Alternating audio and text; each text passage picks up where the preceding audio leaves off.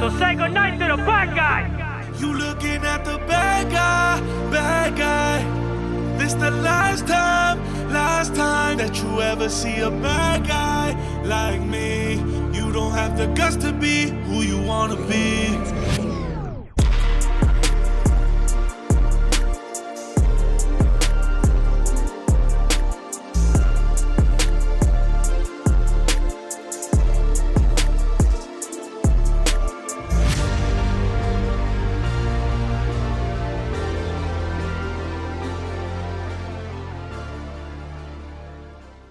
What is up, guys? Welcome back to Honor Among Thieves podcast. As always, your host, Nelson Rodriguez Jr., coming at you with another episode, this time on the other side of the law. Very first time I've had on a former federal agent. Very excited to ask him a lot of questions about his DEA career, things like that, the cases he worked on. And I'm interested to explore the mindset and kind of that lifestyle because it's the first time I've ever spoken to anybody who was a federal agent. So, Rafa Conde, welcome to the podcast. What's up, man? Thank you for having me on. Of course, happy to have you. So we met through Ross, right? Yes. You have good man. You have the most badass office I've ever seen. Super cool. It's definitely like a man cave, like a man's man, you know? I'm a huge Scarface fan. All my friends call me Montana. So when you had the Scarface in the aisle, I was like, oh. Yeah, that big ass picture. Yeah. Definitely. Yeah. Boca. I always enjoy going to Boca. It's a nice part of town, you know? So Rafa, glad to have you in my space. Thank you for being gracious enough to come by. I know you're always like out of the country and doing wild stuff. Of course. You went to the jungle when in like April, right? Yes, I was. Yes, I was in. Let me see. It was April. Yes, It was about 3 weeks ago. We just got back. So nice. Yeah. And that was where, Costa Rica? No, this was here locally. This was in Pensacola. But before that, a few weeks before that, we were in Guatemala. Nice. Yeah.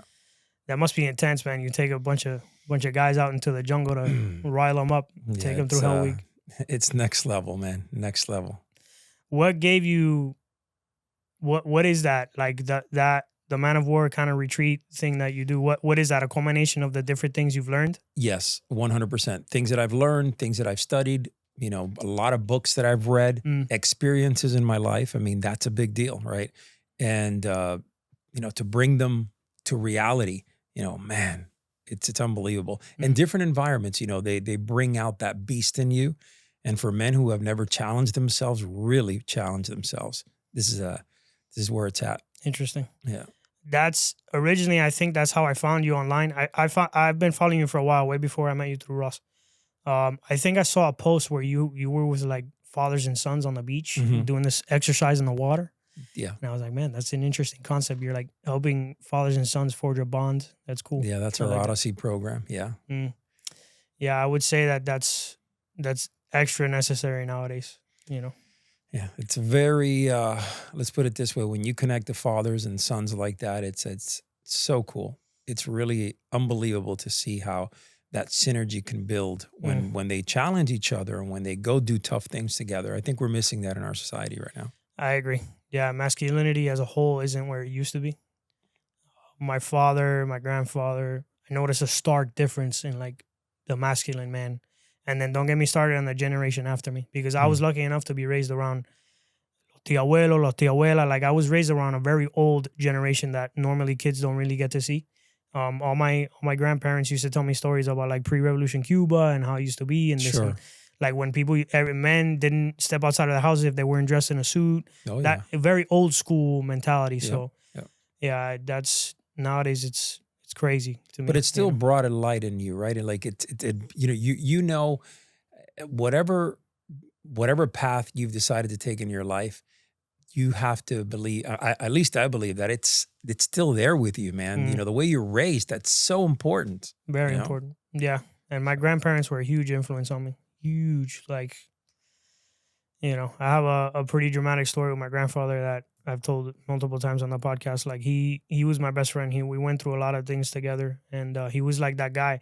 You know that friend you can always call when you're having a shit day, and he'll just tell you a joke, and you'll bust out laughing, and everything will be better. That was my grandfather. Typical Cuban. Yeah, right? Personaje, like on another level. He was a character. Yeah. So Rafa, let's get into your story. You have a very interesting range of different things you've accomplished and been involved in your life. You've gone from Wall Street to being a narc, which is a hell of a change. But let's get into it. So I know you're born and raised in Miami, Florida. Your parents Born are and Cuban. raised. Yep. How did your parents get here? What year? Like what era of? 50, late 50s. Oh wow! So like pre-revolutionary. Yeah, I mean they live. Well, the story really goes where my my grandmother's brother was studying law in Cuba with Okay. Castro. Oh wow! And he smelled something coming, And he took off. and he said, "Let's go, family." They left everything. Major sugar cane over there. My grandfather was president for Ford for Cuba. Mm. I mean, so they just literally packed up and they came, and it was just like, wow, when they were telling me that story when I was younger, it was like, yeah, okay, fine, you leave, you go. But until you start realizing that I mean, you had to have cojones, right? Balls to do that. Leave your life behind and come to another planet. Basically, that's what it was. Especially wealthy people who had all this rich, Yeah. like all this money and all this power to just give all that up and start as like janitors or, washing windows. Like That's exactly what it is. My grandmother worked at a factory, for, I don't even know, 30 years, where she was, she was a checker for some clothes. But that's what, and my grandfather, well, he came here, he became an electrician, and then he worked for the auto companies. And I mean, so it was just hard work, man, hard. And I remember I used to pick up my grandmother, my grandfather, 6 o'clock, 6:30, my grandmother would finish work, come home, cook, it's that type of life. That generation, seeing that for me was a big influence for me too. Like seeing how hard they worked and like knowing that they sacrificed everything for me to just have the possibility of having a decent life. Yes. Not even to become a millionaire, not even to have a decent life, do what I want with my life, have the freedom to say what I want, think what I want, be what I want. It was very humbling to grow up around that generation. Powerful. Yeah. Powerful. Are your parents more or less the same age? My parents are a couple of years apart. Okay. Yeah. They married in 69 or 68. Okay. Okay. They've been married now for, whatever. Oh, they're still together. Oh, yeah. That's amazing. My parents are still together. That's amazing. Do Yeah. you have any siblings? Yeah. I have 3 brothers. Are you the oldest? I am the oldest. Oh, okay. I'm the oldest. And, all my brothers are, they're good men. Okay. Yeah, they're all married, have a bunch of kids. I mean, my mom and my dad have, I don't even know how many, grandkids all over the place. That's So awesome. yeah, but we all live real close together, which is nice. We're like maybe a few miles apart. So it's a really beautiful cool. thing. Yeah. So you're a 70s kid. I am. Okay. I am. What was it like growing up? What part of Miami did you grow up in? Coral Gables. Oh, okay. I live in Coral Gables. Yeah. That's cool. So that's where I was born in Doctors Hospital in Coral Gables, and we lived in that area near Coral Way at some point also, so it was my childhood was very, very unique, very, very interesting because my father was studying medicine in Spain. Oh, okay.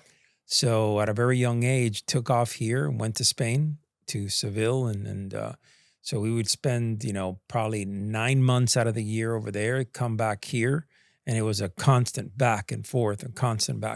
So my childhood was very interesting. Friends weren't something that I could keep for a long time. Right. I would be hopping from one school to another, and it was just it was a little tough, but I'm not, I'm not complaining about it.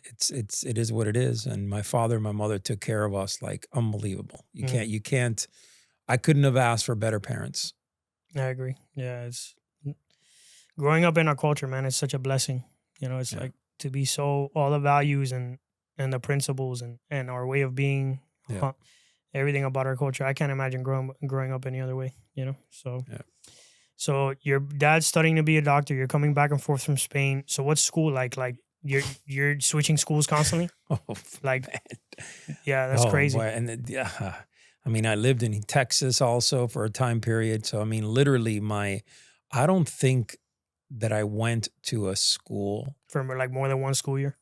A couple, maybe 2 years in a row. I mean, bounce around from, I could tell you, I don't know, 7 different schools, 10 different schools that I've been in. So, uh, and interesting, but again, it kind of, in some ways, it sucked because I couldn't build long-term friendships. Right.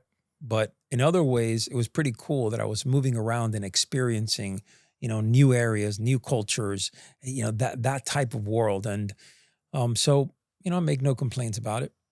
Mm. That must be, so obviously the con is you can't really make friendships like that. But the pro is probably that you're a pretty well-rounded person. You grew up around a lot of cultures in different areas, different countries. Yeah. How did that influence you as a kid? Like seeing so many different parts of the world, what would you say, like, what did that bring out in you as a kid? So one of the things that during that time period, I believe that, and I write about this in my book, me and my father had really tight connection. He introduced me to Bruce Lee and martial arts and that whole world, at that time. That's why you're a huge Bruce Lee fan. Huge, right? So it was almost like a connect. We would go to the movies together to watch these movies, and it was something beautiful. This was back in Spain. So, right. And it was cool. Like, I mean, don't get me wrong. I had friends because in Spain I had good friends, growing up. But it's just like, I can't go back now and say, hey man, you've been a friend of mine for 40, 50 years. Right. I don't have that, it's just not there. But that sense of connection with your father, it was there. Like it was there. My dad was studying like a maniac too. But we really had this cool connect where, I would go and do things with him, go get the food with him, go out there. And I mean, we had so many different experiences. I could tell you some incredible stories that for me were life-changing. I mean, we're talking about a car that we're trying to sell this car to have enough money to travel back to the United States. And we're going miles and miles, hundreds of miles into farmland in the middle of Spain, going town to town, seeing how we can balance this car. So because if it's a little bit sloped on this side, the oil would leak. So we needed to bring it to the town, park it perfectly, and go around asking people, hey, look, we got a car for sale. And it was, so these stories, man, they made me who I am today. When I look back, they're powerful and good stuff for sure. Yeah, there's nothing like those memories, especially with your dad, right? Like I don't have the best relationship with my father, but he's still in my life and I love him, and we worked through it. But I remember the few good memories I do have with my dad are just like the best. My dad was a truck driver, so I've been to 47 states, I'm sorry, in the United States. Wow. And going across the country with him on spring break or summer, it was just me and dad. It's awesome. So I can relate to that. So school, so that's the pros and the cons of growing up abroad. When you're let's talk about coming of age then. Like, you're a teenager now, kind of becoming a young man. What are you thinking as far as like, what do you want to do when you grow up? Career choices, that kind of stuff. Like what's coming up for you?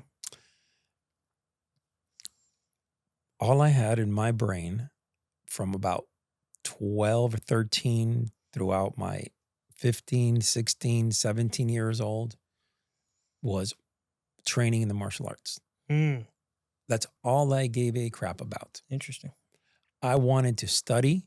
I bought every magazine, every book you could imagine. I was dived in. Let's put it this way. Every night, and to this day, I still, that, and I say it all the time. At 13 years old, I started reading. From 15 years old until now, I have never missed one night of reading. And I say this, my wife could tell you, even in my bed when I was dying of COVID, basically almost dead, okay, I still brought a book to figure out and read, because that is a non-negotiable that I have with myself at night. Every night, read 3 to 5 pages of a book.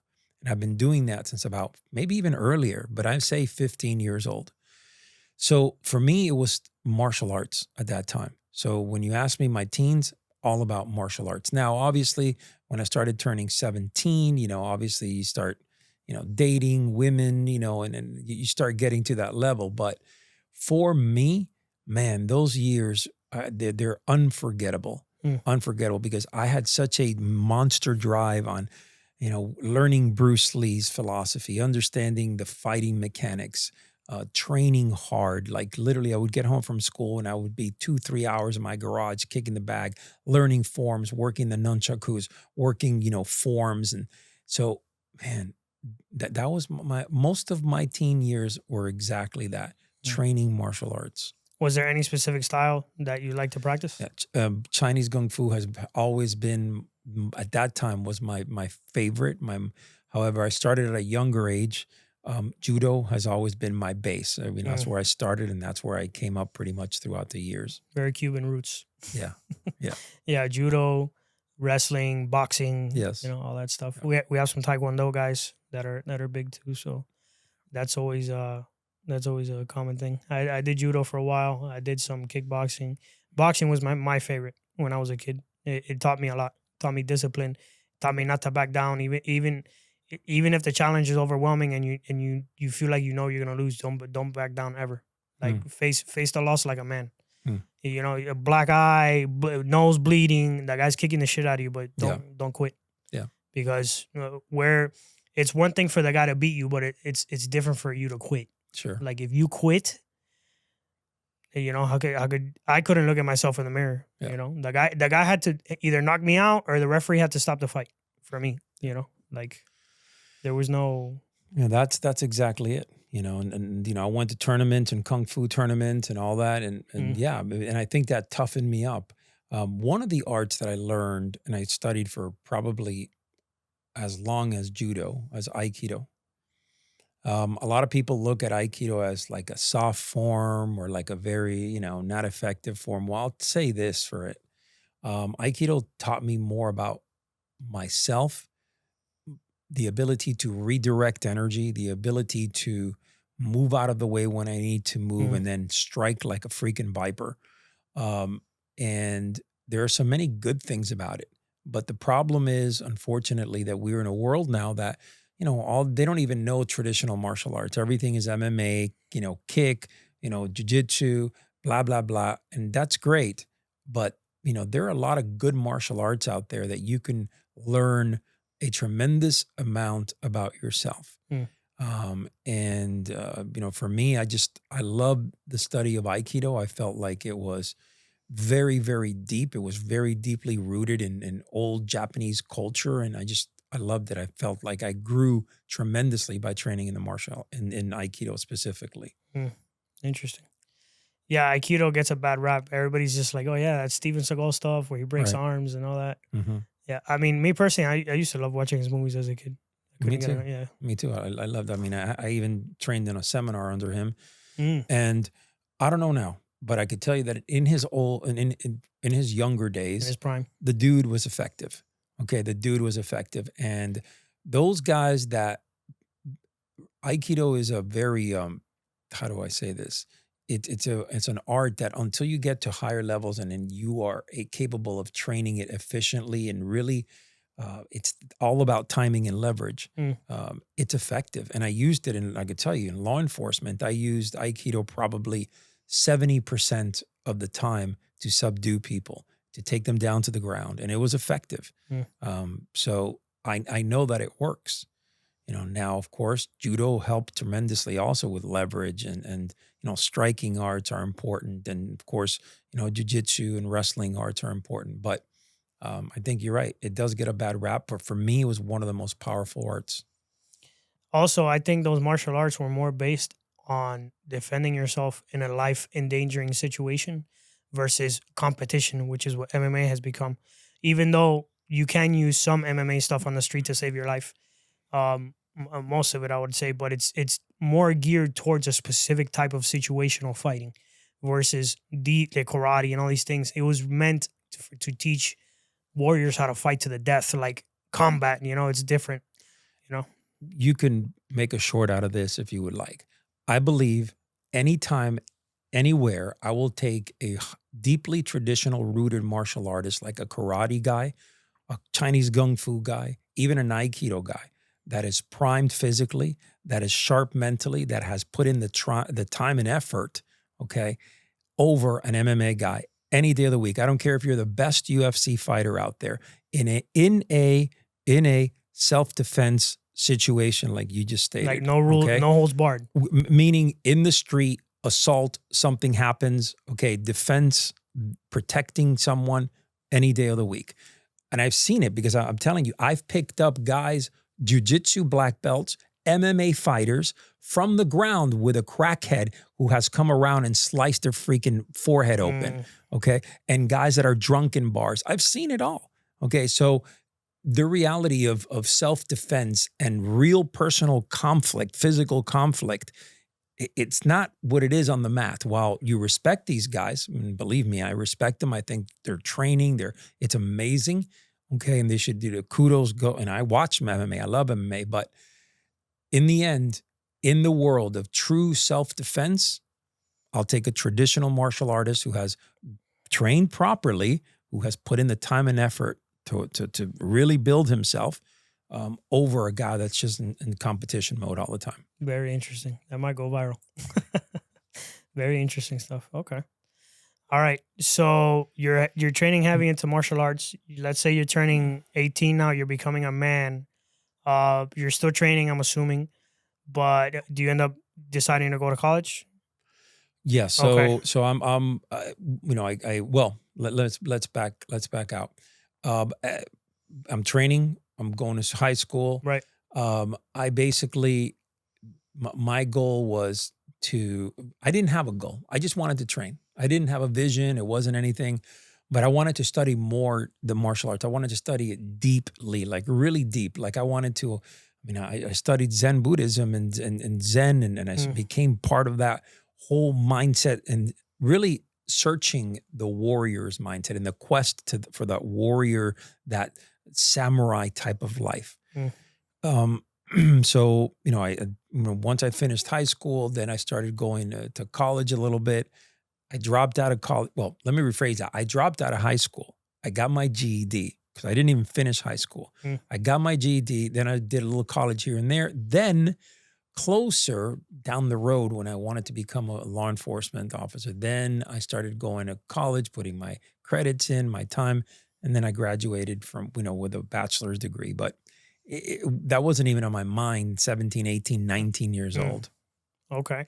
So as far as work and making money, what was in your mind, or like what did you find interesting? What ended up happening? I was working with my father. We started a company. Well, he started a company, a medical company, a durable medical company where they were doing very well at that time. And I was helping him out, and I was really just working to make some money. I didn't have any aspirations, which was stupid of me, because had I had more aspirations to help my father build the company really, and had an entrepreneurial mindset at that time, I would have done it. But it was just more like training martial arts, get my paycheck. Train martial arts, get my paycheck. That was, I will tell you that was probably all the way to my mid-20s. Interesting. Okay. So when does the conversation of like Wall Street and making big money and all that come into play? Because it seems like you really didn't give a shit about anything except being a good fighter. That's really all you cared about. So how do you make the transition? Like what happens? That's a great question. Great question. So for me, Wall Street, okay, I didn't know anything about it when I went into Wall Street and to become a stockbroker, but I saw it as a battlefield, learning stocks, understanding charts, understanding earnings for companies, really starting to build a momentum, how to trade, how to actively go out there and make money in the market. Remember, at the time that I was a stockbroker, for the love of God, you would throw a dart at the Wall Street Journal and that stock would explode, right? It would go to the moon, because everything technology oriented, forget it, flying in the late 90s. So it was a situation in my life where I said, I want to try something, but I want to try something that's going to keep me sharp, that's going to keep my edge, right? It's going to sharpen my edge. Well, I did. I tried going into to Wall Street. Let's just say this. the guys that brought me in were some guys that were related to the family, and I worked for them for months and months, basically working 10, 12-hour days for like a couple $100 a week. And that was the name of the game. When you went into a firm like that, that's the way. You got to put in your time, blood, sweat, and tears. Then they'll maybe sponsor you for your Series 7. Right. And that's what happens. After 3-4 months, I went, got my Series 7, and realized that the world that I was living in this firm that I started working at, they were dirty as hell. Dirty. It was a boiler room, right? It was one of those where everybody there, but I got thrown the dessert right before the meal. So it was like, holy crap. They were showing me, $100,000, $200,000 cars. You want to make this kind of money. Every guy there was driving at least $100,000, $150,000 car. And we're talking about young men like 22, 23, making 3 times what doctors were making. Right. So I'm like, well, if they can do it, man, I can do it. There's no way that I can't do it. So I sharpened myself. I learned so much. They were a dirty firm, but I decided to do the right thing. And once I got my Series 7, take off and get hired by a decent firm, by a good firm. And that's exactly what I did. 2 weeks after I left, the FBI came and raided that and shut it down. Wow. Yeah. 2 weeks. It's crazy. It sounds pretty much just like the boiler room type story. It is. It was. I mean, I want you to picture this. You're walking into you're literally walking into an office, and it's like a football field big, and there are hundreds of desks everywhere, and you have the guys, with their headsets on, the little mic here, walking around, pitching. Nobody is sitting down. The thing is, when I started pitching and learning how to pitch, I dared to sit down for 2 minutes. And I remember the boss would come around and kick your chair from under you and say, "We don't pitch sitting down, get up." So everybody had to pitch standing up, right? And to this day, it has stayed with me. And I became a great salesman. I mean, I became top because, I just had this energy inside and this ability to connect with people, the ability to consistently attack. And I don't mean the person on the phone. I mean just every the no, task at hand. Every no was closer to a yes, and that has been my mentality for life. Sales for me, like, it taught me so much. It taught me self-confidence, how to not take no for an answer, how to not let a no discourage you, keep moving forward even after you fall flat on your face. A lot of the similar lessons I learned in boxing. Yeah, that kind of stuff. I believe that a qualified and skillful salesperson can do almost anything. Really. Everything. Yeah. If you are a salesman every day of your life. For those who are sitting on the sidelines saying, "I don't want to learn sales," you're doing yourself a disservice. 100%. Yeah. I couldn't agree more. So, at this point, you're making money. You're pretty successful on Wall Street. Where does the motivation to become a narc, to become a DEA agent, like, where does that come from because I'm assuming you're probably making multiple 7 figures, if not low 7 figures, something like that. Yeah. You get married at some point? Yeah. So I went through a divorce. I was married. And then at the beginning of Wall Street, when I became a broker, I was married at that point. Then I went through a divorce. Then I remarried again, where I've been recently, I have 21 years now. We just celebrated our 21st anniversary. And so at the back end of my career is when I got married. So this is when the switch happened. My wife now married me as a stockbroker. And then all of a sudden it's like, wait a minute, we're a year in and now you're like, whoa. So I did very well. I went independent. I had my own branch. I had a bunch of brokers under me. We were managing almost $500 million. Stock, trading, not just, financial consulting, put it away for 25 years. This was more very active trading. That's what I specialized in. And this is like early 2000s? This is late 90s? early 2000s. Okay. Early 2000s. So after the dot-com bubble and all that? Yep. Okay. Yep. So Then something started to come over me where I felt like I needed to serve and give something back. And while sure, managing money is I get it. It does. It's impactful for people.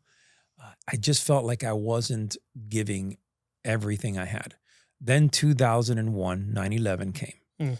And when I saw the firemen and the cops run into these buildings and the response of that to me was like, wow. And it's like, that's what I want to do. Mm. Like, I want to be one of those. So it took a couple of years, but at that moment, I decided that my career I was going to shift at one point. I knew in my heart of hearts that I wanted to do something greater. And I've always looked up to my cousin. He works for Miami Police Department here for Miami-Dade. For the city of Miami. And he was back in the 80s, and he was in Narcotics, and he was also part of the Joint Terrorism Task Force. He was undercover, and very, very cool. I felt like, damn, he was, he worked the city of Miami, and then he got detached, which is what, in my opinion, if you have the opportunity in law enforcement, that's what you want to do. Going straight federal that way, look, everybody can do their thing, but I just felt, for me, I wanted to become a cop and then get detached to a federal task force and go through my secret clearance and do all that, so. What are the advantages of being like a regular cop person? Well, first of all, the pension to start with, right? From a city pension, a lot of times, I mean, your ins and outs are a little bit better across the board. Also, you have access to, in the federal side, okay, it's like it works at a pace of a turtle, right? The city side or the county side, it's 100 miles an hour. So if I were to borrow money for a buy, it would take, 3 days, the federal side, and it will take 3 minutes on the city side. Okay. So the advantages were great. And for you to be duly certified, and not duly certified, duly deputized, okay, that's the role, not only because a federal agent cannot make the same arrest that a local cop can make. Right. And see what I'm saying? Like, but a local cop, stepping up and becoming a federal, he can have do both jurisdictions. So that's the best of both worlds. So here I am in front of my wife, and I said, listen, honey, look, I feel like God is calling me to do something greater. We're going to go through a rocky patch. We're going to go through difficult times. I know it because right now I'm making a nice living. We have a beautiful home, beautiful cars. We live in a country club, beautiful, great. We have a baby, literally, that she's pregnant at that time, a baby on the way. And wow, she looks at me and she says, I'm with you, I'm with you all the way. I'm with you no matter what. Okay. That's a sign of a strong woman right there, because it's like, say, any other woman would freak the hell out and say, what? Right. We got a baby coming and you're telling me you're going to be so the process was a very interesting process, because I went, it took me a year to get hired. Okay. The reason for that was because my background was not good. At that time, my driving record was not good. My license was suspended, I think, I don't even know, 2 or 3 times. So that was a bad thing. Whenever it got to the driving record check, it was terrible. Yeah. I failed probably about 3 or 4 polygraphs. I failed Broward Sheriff's Office. I failed Margate. I don't even know. I failed a whole bunch of psychologicals too, polygraphs and psychologicals. And I'm like, man, maybe I'm just not cut out for this. Right. Polygraphs are telling me that I'm lying. The psychologicals, I'm saying that I'm not fit for the job. I mean, what the hell, So it was very difficult. It was actually discouraging at times, but I kept at it. I kept strong. I kept on moving forward. And finally, out of nowhere, and I had applied probably to a total of about 8, maybe 9 departments. Wow. All like local police? All of them local police. My next step was going to go federal, but the problem was that at that time I did not have my bachelor's degree yet. Mm. And this is when you go back to school. Well, right. So, no, this is where. So, let me kind of guide you here. As 1 year into this, all of a sudden, the city of Riviera Beach Police Department calls me and says, "You start in the police academy." It was on a Friday. You start in the police academy on a Monday. Okay. Usually, they give you some notice. Yeah. A month, 2 months, 3 months ahead of time, right? And this is like, hey, Monday, let's go. So I was like excited. I was like, what? Now keep in mind, if you know anything about the city of Riviera Beach, they're considered one of the most violent cities in the entire state and in the entire country. Really? Okay. Yes. Wow. Number okay. one in this state. Okay. Okay. Because it's a small city, but extremely violent. That is where crack cocaine, if you know what crack cocaine, that's where it was born. Okay. Really? Yes. In Riviera Beach? Yes. I would have thought it was like the projects in New York or something. No. Well, Wow. the city of Riviera Beach, most of it, a good chunk of it, 90% of it is like the projects. It's there are some beautiful parts to the city, but most of it very low socioeconomic. Predominantly African American, and that's the element that you have in there. You have the beach side, which is a beautiful area. Okay.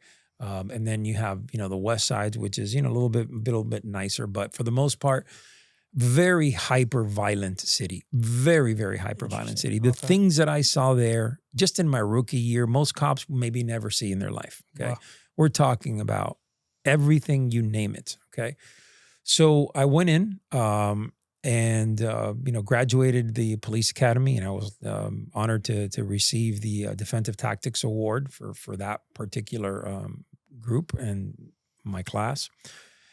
And then I remember receiving a note or a letter from the police department saying, "Hey, here's your annual pay, and this is what we're going to pay you, and it's $38,000." Going from a stockbroker making millions to that's crazy. So you go and you're thinking, man, wait, this is not even okay. But it gets better because remember, I was divorced, okay, and I was paying because I did have two great young men with my ex-wife, and I was paying. So yeah, like alimony, child support. That's child support. So half that check was to child support. Okay. So in essence, I was making like $16,000. 18, 20 grand a year. That's so crazy.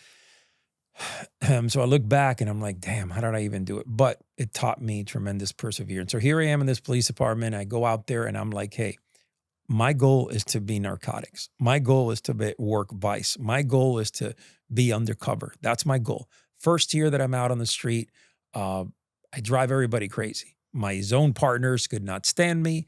People, because what happened is on your, you have your zone, your beat partners, and the moment that you start making arrests, you're tied up with arrests while they're having to answer all the other BS calls, right? Paper calls in that particular beat.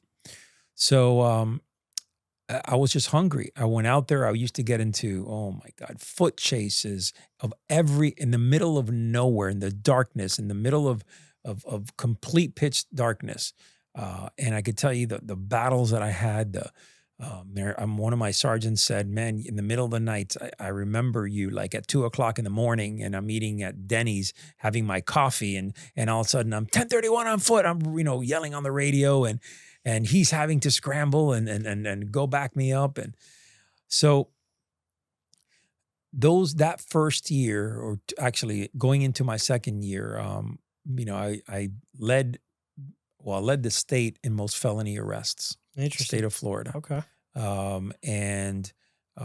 got nominated as the officer of the year thing for the department, Okay. and it was pretty interesting, pretty cool. But in the end, I couldn't give a crap. Okay, Right. My goal was to get into vice, into narcotics. Okay, so about 6 months after that, about 2 years on the road. Finally, I got into narcotics through a selection process, and people, the guys knew that I was working hard and trying to get in there. So I worked my way into narcotics. At the same time, I made the SWAT team.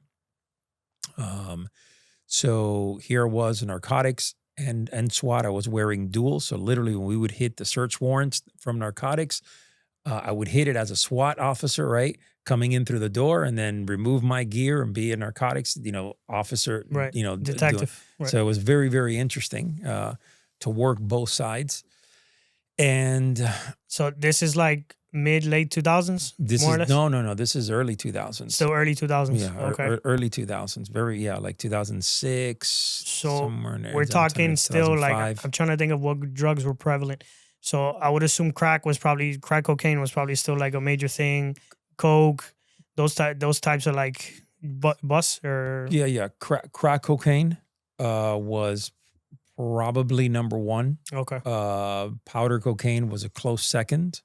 And then you had ecstasy was big. Ecstasy MDMA. was big. Yeah. That's right. Yeah. MDMA Yeah. was very big at that time. I mean, it was huge. Yeah. Okay. Yeah. Was that a common thing you saw in Riviera Beach? Yeah, a lot. Wow.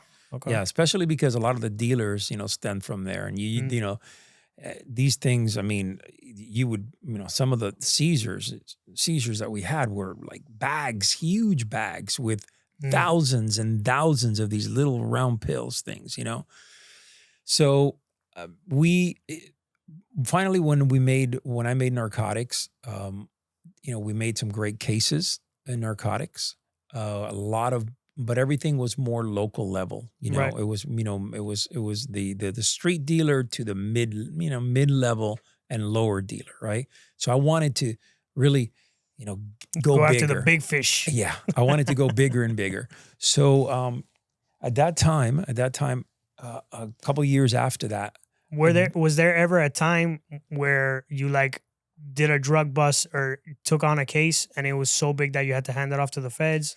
Or that happened a few times, or yes, Okay. there actually multiple times. I mean, we had great operations. Don't get me wrong, we had great operations. We worked. I mean, I remember going undercover with a Mexican guy at a Boynton Beach, and we're doing a reverse. I'm selling him a couple of bricks of cocaine out of the back of my car, and the thing goes completely wrong. The guy's supposed to come in and sit next to me. And he goes to the back and he kind of whips out his gun like that. And now I'm in a position where tactically I got to figure this out, you know?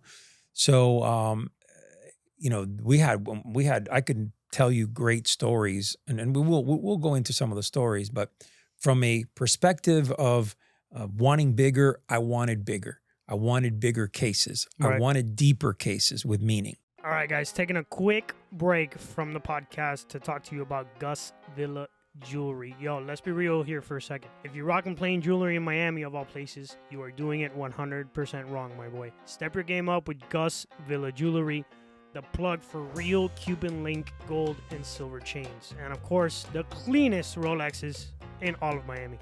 This isn't factory made or watered down or any of that stuff. This is high quality, custom, handmade stuff that shines from here to the moon.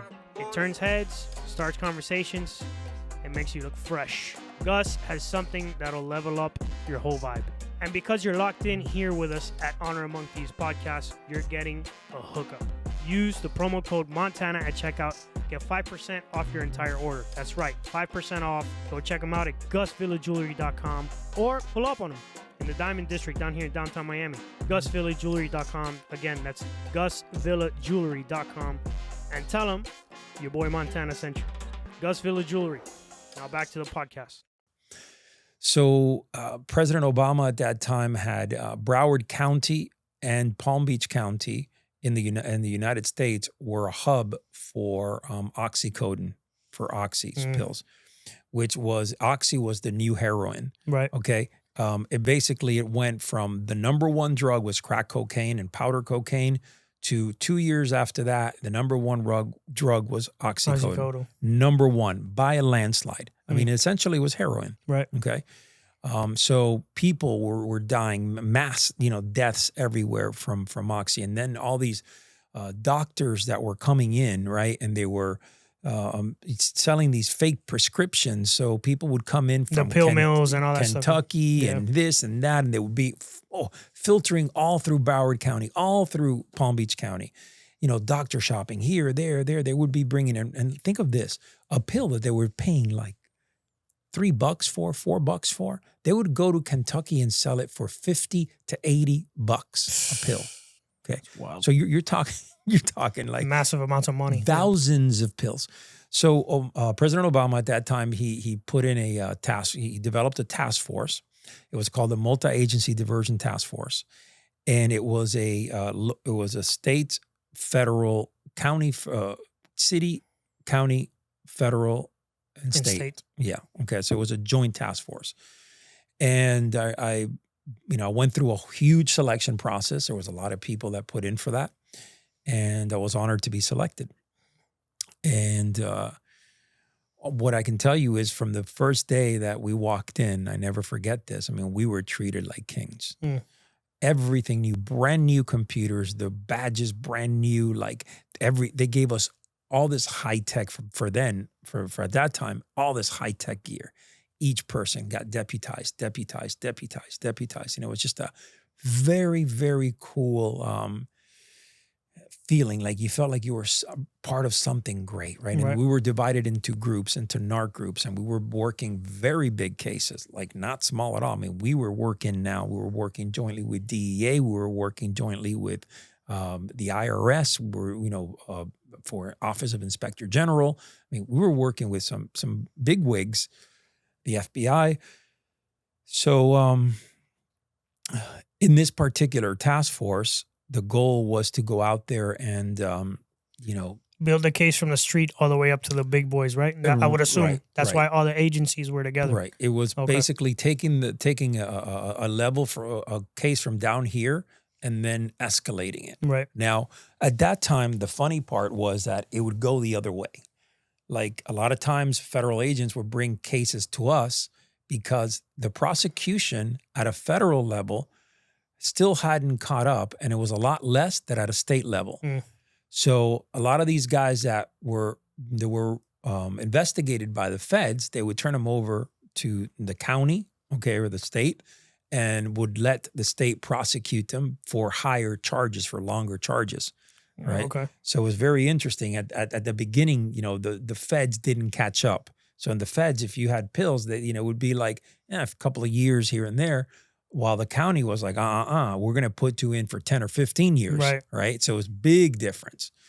The feds finally did catch up, right? But as we grew as a task force, and boy, we did some amazing, like I can go back, crazy stuff. Some of these undercover deals, some of these operations that we did, wow, that's all I can say. So for me, my case, it took me a little bit over a year to build. I built it. I worked in connections with the Office of Inspector General, and also a connection with the other agencies, FBI and so on. And this particular case is called Tango Vax. You can still go to YouTube and you can still actually see I worked undercover in the VA Medical Center. Okay. So there's a huge VA medical center in Riviera Beach. Okay, huge hospital. It's like a city. Okay, and at that time in this task force, what we were trying to do is figure out where there were pills that were being sold, and there was constantly being sold out of there. Right. Okay. So I went in as a janitor. I went in as a nurse. I went in as a doctor. I went in, I would be an undercover. Every couple of weeks, I would be somebody different, trying to infiltrate, what exactly and where this is coming. Back-end pharmacies. So very cool, very unique investigation. And some of these people that were in there were very dirty. We probably saved the government a tremendous amount of money. They would, pharmacist, one of the main pharmacists, her son was a major drug dealer, and what was happening is she was getting the drugs, the oxycodone, and she was, stealing them and taking them to his son And he so would he sell could them on the street. Yeah, but I don't mean like 10 pills. We found in her, when we did a search warrant in her house, we found, I think it was like 5,000 or 7,000 pills. Okay. Wow. And I don't know how many hundreds of thousands of dollars, hidden in her house. What would you say? What kind of profit was she making off of like 5,000 pills? Her son was selling it for what on the street? Oh, well, it's not even the street. He was selling him he wasn't going street. We found out that he was going because He was like wholesale? Boston DEA reached out to us that there was a connection there of somebody in the VA that this kid that they had an eye on was related to a pharmacist in the VA. This is kind of like how the whole operation started. Very, very unique. And I can talk about it now because it's pretty much been 10 years or something like that. So, and this part, the way that it went was that when we started figuring out how this was all coming out, like how these pills were coming out the back door, it was just a tremendous amount of. It took a lot, okay, because there was a lot of filter. So there was several people that were working. There was a lot of conspiracy people here, that conspired to do this, right? From doctors to other pharmacists, that. Now, you asked me what it was worth. Well, the street price at that time for a pill was somewhere in the neighborhood of about $20 to $25, our local market. Okay. But so you're talking like $100,000. I mean, it's a lot of money. Well, no, for 5,000 pills. For 5,000 pills, no, way more than that. That's we were talking at that point, our seizure was almost very close to $1 million. Holy shit. Yeah. And our external factor, meaning that where they would be sold somewhere else, like if they were, say the street bottom for $20 a pop. Right. Okay. Now you think about it for a moment. Okay. So $20 a pop. Okay, cool. But now they go and they sell it in Kentucky or some other place. And that's like 50 or 80. Wow. 50 to $80. That's nuts. So you're in a position now where you're thinking, okay, so this is a tremendous amount of money here, okay? That now by the time you seized cash, you seized us, and we knew that we had just touched, a little part of it. Right. So this particular case, I mean, it's kind of like a long case, but we arrested, what was it, 27 people in total. After a year, we arrested 27 people. I believe it was 8,000 pills that we seized, and very close to $1 million in this particular case. And that was I was the head of that operation, alongside with a couple of other guys in Office of Inspector General. Okay, so that case to me was kind of like what put me on the map. And it was deep because you're looking at it and you're saying, man, there's a lot of people involved in this. And it's not just the amount of money. It's also all the other people that were involved in this in one way, shape, or form. It was, it could have been, had we not intervened, it could have been 5, 10, 15 millions dollars going out of that hospital, untouched, unknown where it went to. Would you say that case kind of blew wide open the how bad the Oxycontin problem was, or was this a common occurrence, or was this like a one-off, like this specific case? There was no investigations ever in the VA Medical Center. This was like a first-time thing ever. This was all over the news, all over everywhere. I mean, it even went international. So for us to go there and do this, it took balls to do that. I mean, you're talking about a hospital, right? Where, but there's thousands and thousands of people that go into that city every single day, because that's what it is. A city, it's humongous. So, and for me, it was an unbelievable. It was really like to the point where it made me feel like all the hard work that I did was worth it. Was worth it. Well, 100%. So, did a bunch of cases in the task force, worked undercover there for quite a while. And then finally, DEA opened up their tactical diversion squad. Okay. So drug enforcement agency that said, yeah, you know what? We want you, whatever. So we came over. They selected me, and I started working with the DEA. Tactical. What is that?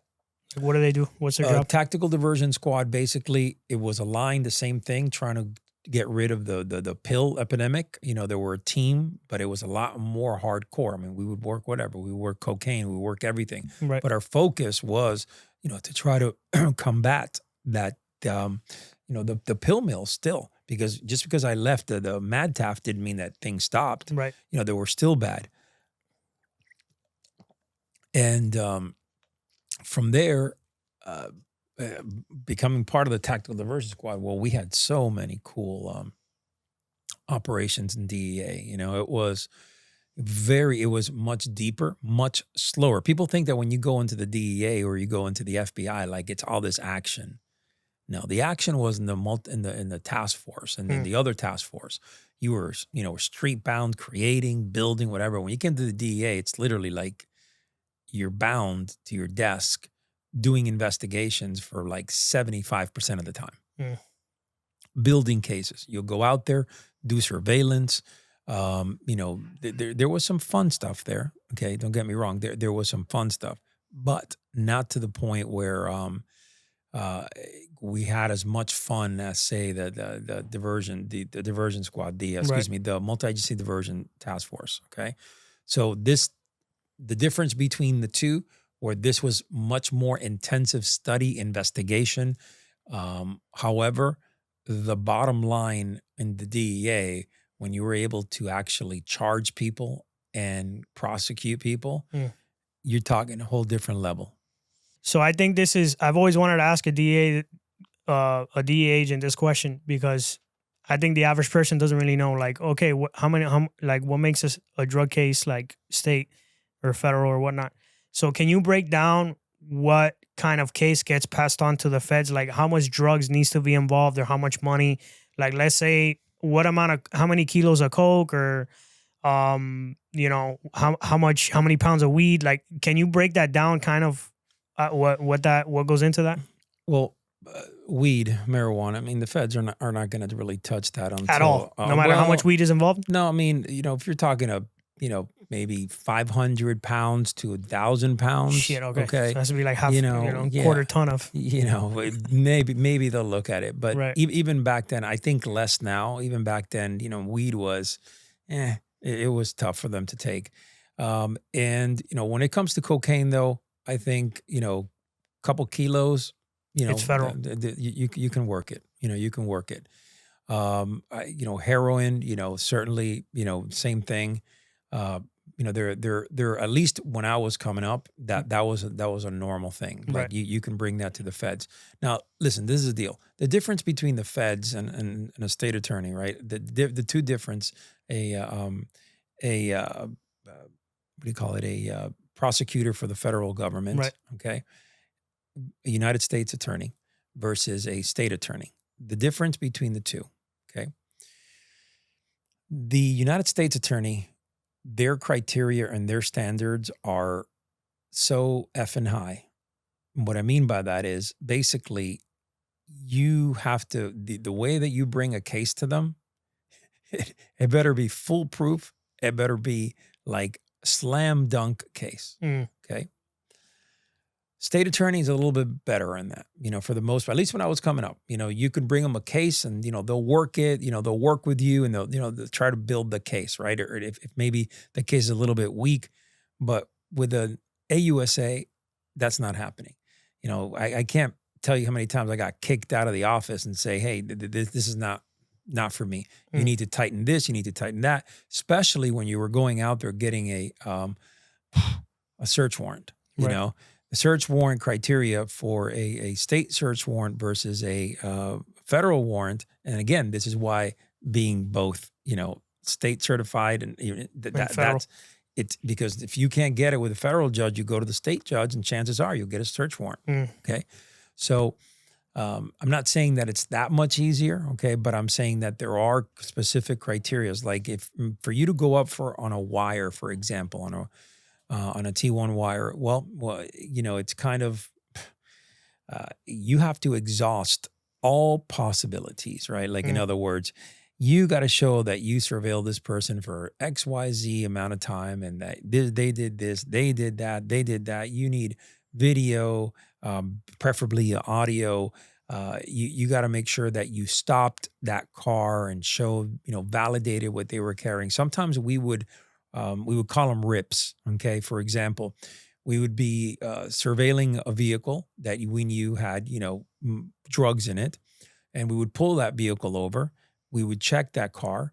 Then we would find, say $100,000, $200,000 in the trunk or more, and maybe like, half a kilo of cocaine or something like that. And the guy says, this is not our mine, this is not mine or whatever. So we would rip it. We would take that, okay, and we would take possession of the cocaine, take possession of the money, and then we would let them go. We would get all of the information, everybody in the car, and we would let them go. And we would go and turn that back into evidence, and that's how you built the case. Now you knew their names, you knew their people, you know caught what them they with had. half a key of coke or whatever. You would do that, right? So, and that's how sometimes it wasn't worth just arresting people on XYZ. Right. Sometimes you needed to work a case for a long time to be able to go up on these wires. You let the little fish go to catch the big fish later. That's right. So. Once you did that and you exhausted all your possibilities and you had GPS trackers on cars and so on, then you got the blessing. As long as all the I's were dotted and all the T's were crossed, then you would get the blessing to go up on a wire. And I've been on more than multiple. I've been on quite a few wires, and wires are interesting because a lot of people that are not supposed to be caught in the mix get caught in the mix. I can't tell you how many times that's happened. But one of the most, for me, when I was working a case and building a case, one of the most, I guess, that they'll never forget, it was when I was building this case, and we needed to have several agencies part of this, okay? And I presented it in front of the heads of DEA, FBI, Postal Service, CBP, who else was there? Secret Service? No, IRS? not Secret Service. IRS, yes. Just a whole bunch of different agencies. You have all the head guys from those, the racks from all these agencies. And here you are, presenting this to them and trying to have them buy into your case. Right. Because ideally what happens is if they all buy into it and then you create a case, then everybody supplies money for overtime and for whatever gear is needed for the case and so on. So you officially are working a case, for a certain amount of time if you go up on a wire and so on. So that was pretty intense to be out there and presenting a case that you built yourself in front of the top echelons of all these departments. So to me, that was a learning experience. It was an opportunity to show what I was made of. And it was definitely trying, okay? Because I needed to learn how to communicate. I needed to really learn the ins and outs of what a case like this was all about. So those learning experiences were very, very powerful, more so than the cool stories that I have. Okay. So there were so many times where you just go back in time throughout my career and you ask yourself, and I ask myself, I put myself in a tremendous amount of danger. I can imagine. We're talking about going down, the highway, chasing cars against traffic. We're talking about being in gunfights. We're talking about drug deals gone wrong. Well, yeah, being made. So I'm going to give you a quick story here. So I was I was in case where at that moment I went undercover, and I never forget this. I had the guy come in, and I was in a pickup truck. I had the guy come in, and he was selling me. Okay, at that time it was supposed to be 2 ounces of cocaine, okay, powder cocaine. And usually I kept my gun under my left leg, okay, just in case I needed to use it. And I knew that I wasn't really going to move from that chair at all. And somehow when I leaned over to hand him the money, and he was going to give me back the trade-off. The 2 ounces. Oh, man. I go back, and it's like, where did I go wrong? My grip of my gun kind of stuck out here under my leg.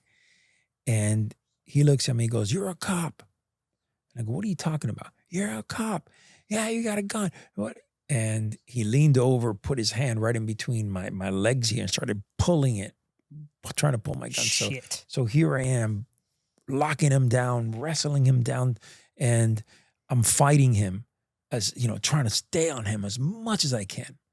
And I remember thinking that it must have been like 2 minutes before my backup got there, because I was on a kel, I was on audio. They knew when I was in distress, Right. they would come in, and they were like half a block away. So the thing is, I felt like I was fighting this guy for about a minute and a half. But the reality was that when they showed me the audio, it's literally, I was like 20 seconds max fighting this guy. But in the heat of battle and holding on and fighting him, and he's trying to pull my gun. Feels like it's taking forever. Bro, you kidding me? He would have taken that gun and popped 2 in my head. Okay, it would have been just like that, and then ran the other way. It would have been just like that. So for me, knowing that I had that grip in my body, it was me going home that night to my wife and my kids. That was the thing. So in times like that, you're like, wow, should I put myself in the line of fire like this? Should I put myself in a position? I remember, I'm going to give you another one. Well, we're at it. Look, war stories, right? Here we are in Silent Night Task Force. And I remember we exit the vehicle. We're 4 deep in a black Yukon, right? And we were out there on a task force for the holidays, right? The Christmas and a lot of burglaries, a lot of violent crime going on. And I remember we approach this house, and this guy has we see it in his hands, literally like a brick of cocaine. We know what it looks like. And he sees us, and he gets it and throws it on the roof of his house. Or wherever he was. I don't even know if it was his house. Okay. But he was behind a fence, and it's probably higher than that. He just threw it up there. So we look, and we're like, and we are going after this guy, right? And he starts running. I remember I jumped the fence. We have another agent that jumps the fence, and finally tackle him. But the other guy, and I talk about this in my book, the other guy was fighting the other. So they were engaged in a fight. So it became 2 guys. There was one guy that kind of blocked him off, and then the other agent had to engage him. And I'm here, and I dive into the other guy, take him down, and meanwhile, I see that he has in his pocket right here, there's a bulge, and he's reaching into that pocket, and he's reaching into it, and I'm like thinking, what's going on there? Knife? I'm thinking knife, and we're fighting and fighting. I'm talking, remember, I'm on a tactical vest. I'm like all tacked out, heavy, gun on my thigh, can't move that well, right? And I remember he's fighting, but his fight is trying to get into his pocket. And the next thing that happens is I see him come up to center here, and I see that it's one of those little guns that have one shot on it, like the old the little Cobras, the old Remington, yeah. Okay, but a 22 well placed can kill you. Yeah, 100%. Okay? So this thing, and I see him do, and I see him try to I grab that hand, and I'm fighting this guy, and this was a strong dude. Finally, after I don't remember how long, but it seemed like forever, The other officer got there. There was somebody else that got there, jumped on the guy, finally handcuffed him, and then little gun. After I took it away from him, I'm like, this thing, he could have put that near my heart, Yep. Under my vest here, popped it into my vein, anywhere. You're done. And I'm done. Okay, and I'm saying, these are the type of situations where you back away from, and you're like, wow. That was pretty close. Okay. Well, until you are faced in the heat of action with someone trying to point a gun at you in the heat, like face to face, right? I always talk about, a knife fighter, man, you got to have heart and big balls because you're going to get blood all over you, right? The cut is up front. It's not a sniper shooting, 150 yards away. Okay. It's personal. It's yeah. So, I look at it from a perspective now where it's, those things that I did going back, well, yes, they were, they defined me who I am today, but boy, they were dangerous.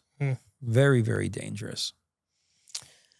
Would you say that's part of like that need to improve as a person? Like you need to put yourself in hard situations and dangerous situations to like become a better man?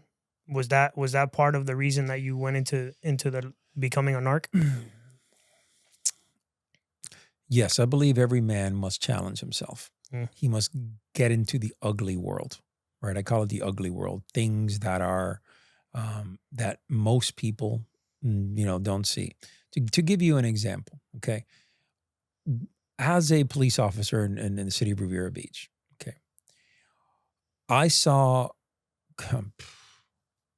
everything from walking into rooms where people were hanging to walking into rooms where men had blown their brains out to holding a young 13-year-old boy. His brain is half splattered and he's talking to me during this time.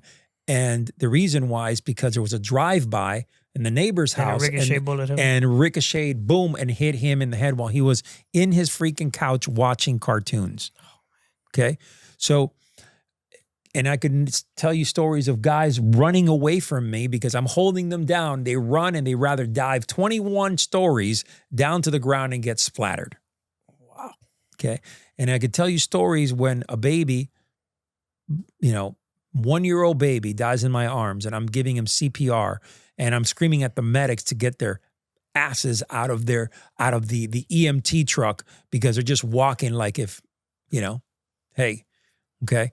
Like, hey, I'm just here responding, and I'm yelling at them, I'm pumping this kid's heart like that. And it sucks, and it sucks. And, and that's only a few. I mean, I could name you endless of those things. Like, how long was your career? Like from when you started in Riviera Beach to when you retired in the DEA? 19 years. 20 years. So, shit. What kind of effect did that have on you mentally when you're like getting shot at, when you almost die, when you see children, things like that happen to children? What mentally? How did you keep it together?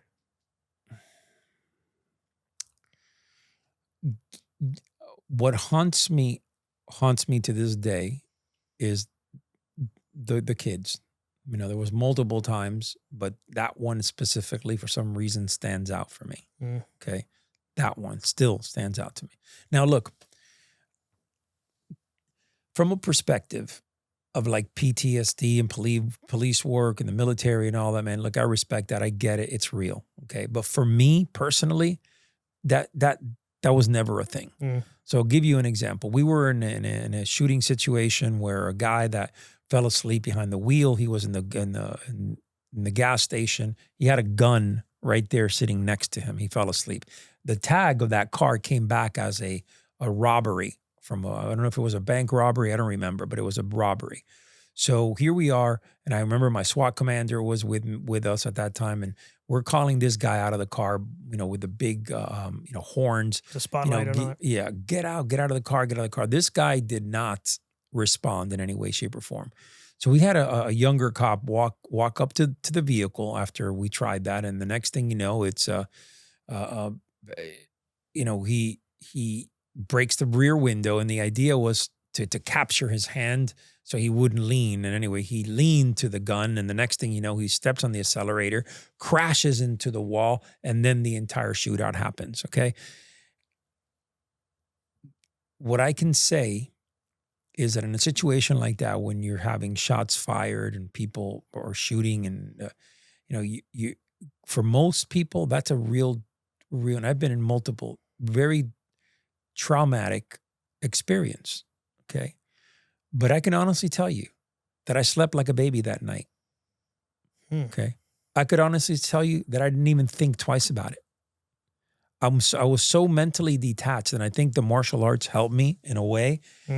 Because then the next morning it's like, hey, you got to report to the psychologist. Oh yeah, this lady's like psychologist. I'm like falling asleep. I'm like, ma'am, look, I'm totally fine. Like there's nothing I'm suppressing. There's nothing deep in this. Okay.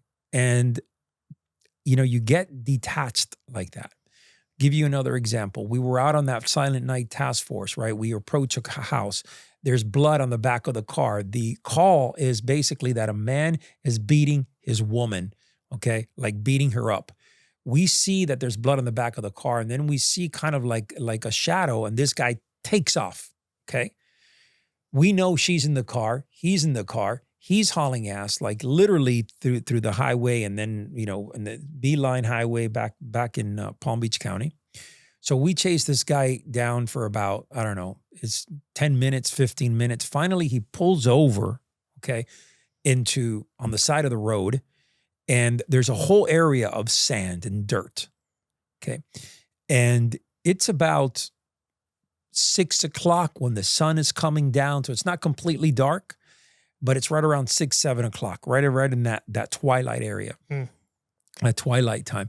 And all of a sudden, we see that the smoke starts covering the car. And it's basically because he starts spinning the wheels of that car to cover it. It's almost like he goes invisible, right? Because now the car, you can't even see the car, and it's inside this cloud of dust. So I remember one of the officers comes up and smashes the rear window.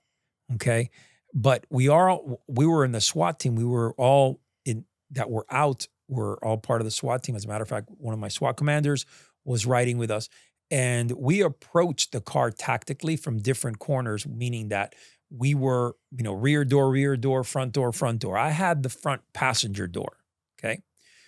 And when he broke that window, at that moment that he broke that window, the idea was for us to, also open the doors at the same time. So it was like kind of like a triple effect. We needed to see inside of the car to see like what was going on. So I opened the door, and first, they open the door. The driver, okay, he is gurgling because what he had done is shot himself, and his reaction to that was hitting the accelerator. So, oh my God. Right. So it was boom, right? He locked out on that. So he had blown his brains everywhere out, right? Meanwhile, he's gurgling, the gurgle of death, right? Or he has a couple minutes to die. And when I opened the passenger door, it was the lady. Half of her brain is blown out. I got brain matter all over, okay? All over me, all over, like literally all over, okay? So, this is like a double, it's suicide murder, right? That's what it is. Suicide homicide. And, you're in a position where you're like, okay, well, so we had the cops come in, the street cops come in, and then they took over the scene and so on. And why I'm telling you this story is because you get so detached and so jaded sometimes that what happens is the following. I remember my SWAT commander at that time, never forget this, okay? He says to me, and to all of us in the team, he goes, all right, guys, you ready for dinner? Let's go. We're like, yeah, man, we're starving. We went from there for dinner and didn't even talk about that. It was just like it is what it is, man. Like that's part of the job. You got to be a certain type of guy, though. You know what I mean? And you say, like, a lot of times you're asking why people are laughing and they make jokes in environments like that, because you got to ease the tension. You got to release. You got to let it go. That makes sense. And you got to just, because if you really are caught into the seriousness of the matter, you will lose your crap. I mean, you will lose it. You will lose it mentally. So one of the things that I learned, in law enforcement as a DEA agent, all the cases and all the buy bust and all the tactical operations that we were part of, and all the and all the task forces, one thing for sure is that you needed to keep it light. The moment that you got too heavy in it, you would be all screwed up in the head. That makes a lot of sense. Definitely got to ease the tension and find healthy ways to ease the tension, right? Because some other people make bad choices and they drown themselves in a bottle of whiskey or a bottle of wine, or smoke a J or take some drugs, and then it turns into a whole other thing. Unfortunately, we've seen that with PTSD. Yeah. So to wrap up, I'd like to talk about, well, not wrap up, but at least the last subject to make a segue here. You've become a sort of a well-known podcaster, I would say.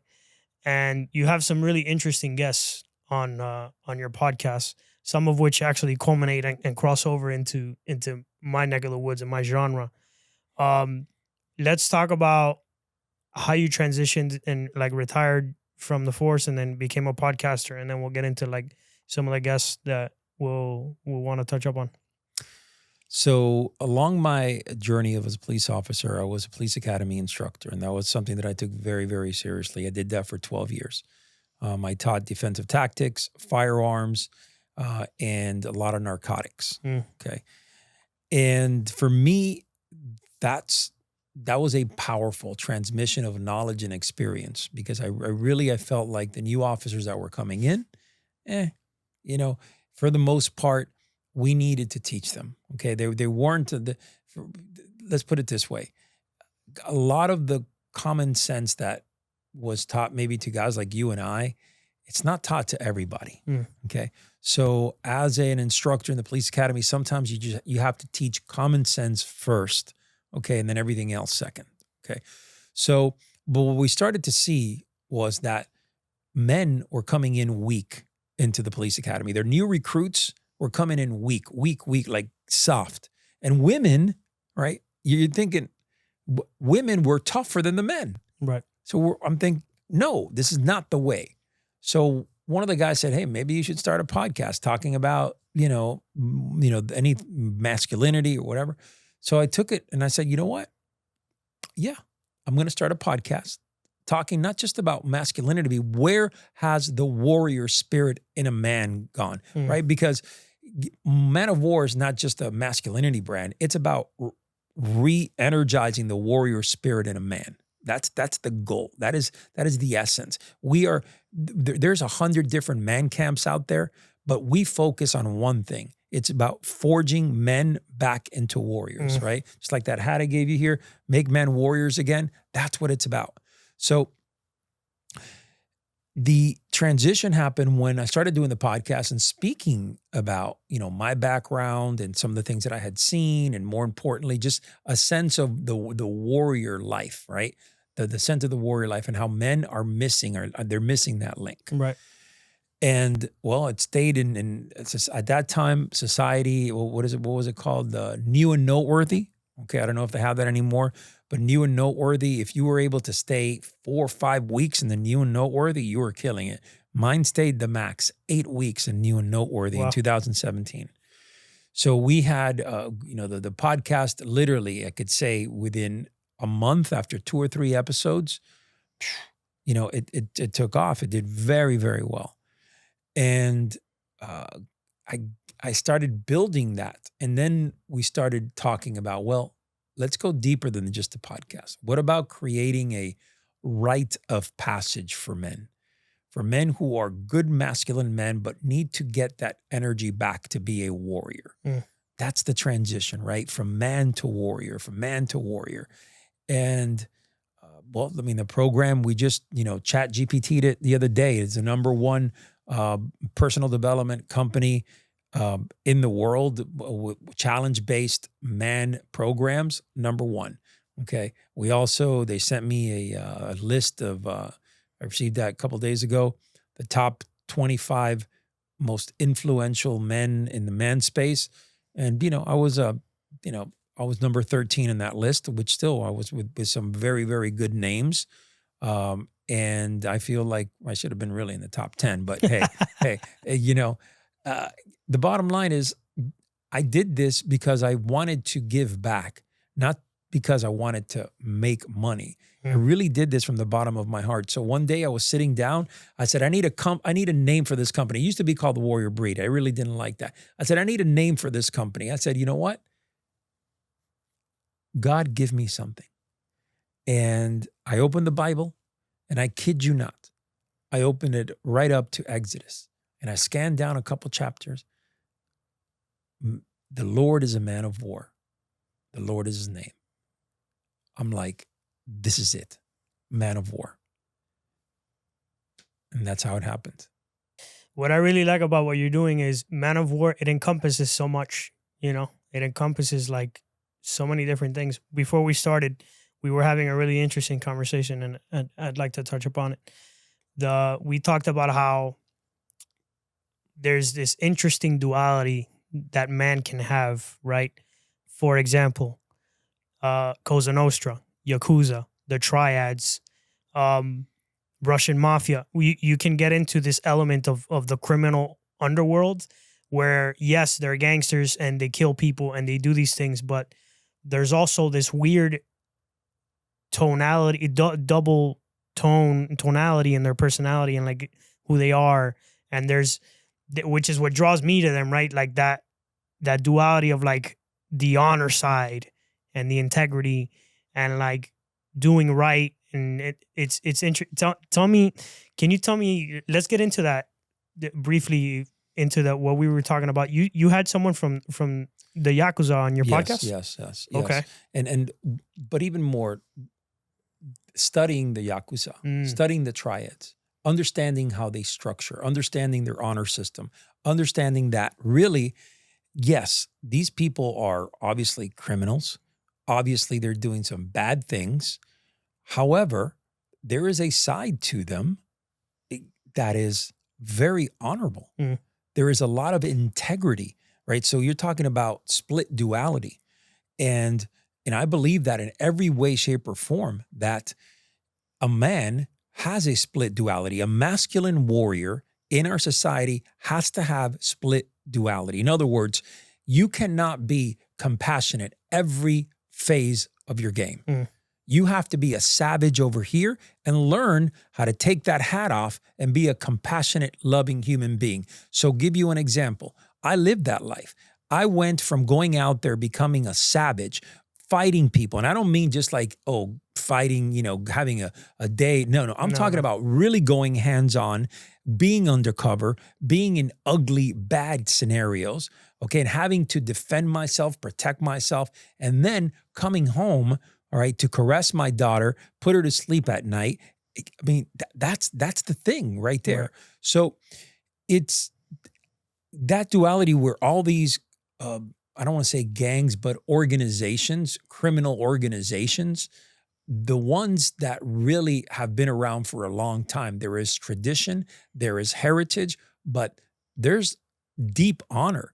And there is, like I said to you earlier, you can be sitting down talking to one of the guys that's part of this organization, and you would think that dude is the coolest guy, right? And he is honorable, he's integrity, he's a guy that would help you, and he would not screw you, and he is honorable as hell.